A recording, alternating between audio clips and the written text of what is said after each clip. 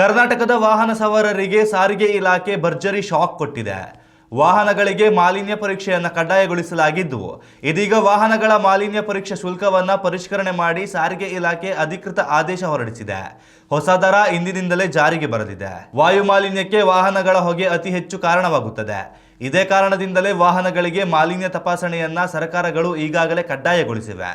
ಇನ್ಮುಂದೆ ಪಿಯುಸಿ ಪ್ರಮಾಣ ಪತ್ರವನ್ನು ಪಡೆಯುವಾಗ ನೀಡಲಾಗುತ್ತಿದ್ದ ಶುಲ್ಕವನ್ನು ದುಪ್ಪಟ್ಟು ಹೆಚ್ಚಳ ಮಾಡಲಾಗಿದೆ. ಕನಿಷ್ಠ ಶೇಕಡ 5ರಿಂದ ಗರಿಷ್ಠ 40ರವರೆಗೆ ಹೆಚ್ಚಳ ಮಾಡಲಾಗಿದೆ.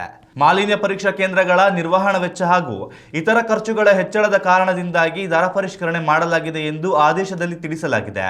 ಇನ್ಮುಂದೆ ವಾಹನ ಮಾಲೀಕರು ತಮ್ಮ ವಾಹನದ ಮಾಲಿನ್ಯ ಪರೀಕ್ಷೆ ಮಾಡಿಸುವ ವೇಳೆಯಲ್ಲಿ ಪರಿಷ್ಕೃತ ದರ ಪಾವತಿ ಮಾಡಬೇಕಾಗಿದೆ.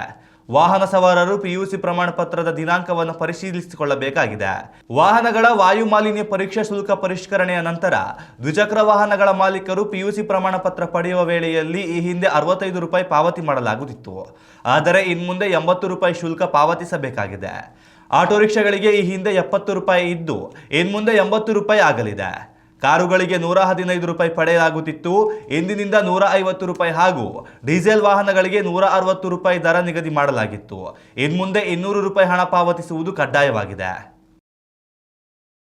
ಉತ್ತಮ ಸಂಸ್ಕಾರಯುತ ಶಿಕ್ಷಣದೊಂದಿಗೆ VSS English medium CBSE school Udupi Muddur. ನರ್ಸರಿಯಿಂದ 10ನೇ ತರಗತಿವರೆಗೆ ಶಿಕ್ಷಣದ ಜೊತೆಗೆ 5ರಿಂದ 10ನೇ ತರಗತಿವರೆಗಿನ ವಿದ್ಯಾರ್ಥಿನಿಯರಿಗೆ ಉತ್ತಮ ಹಾಸ್ಟೆಲ್ ಸೌಲಭ್ಯವೂ ಇದೆ. ನಿಮ್ಮ ಮಕ್ಕಳ ಪ್ರವೇಶಾತಿಗಾಗಿ ಈ ಸಂಖ್ಯೆಗೆ ಕರೆ ಮಾಡಿ.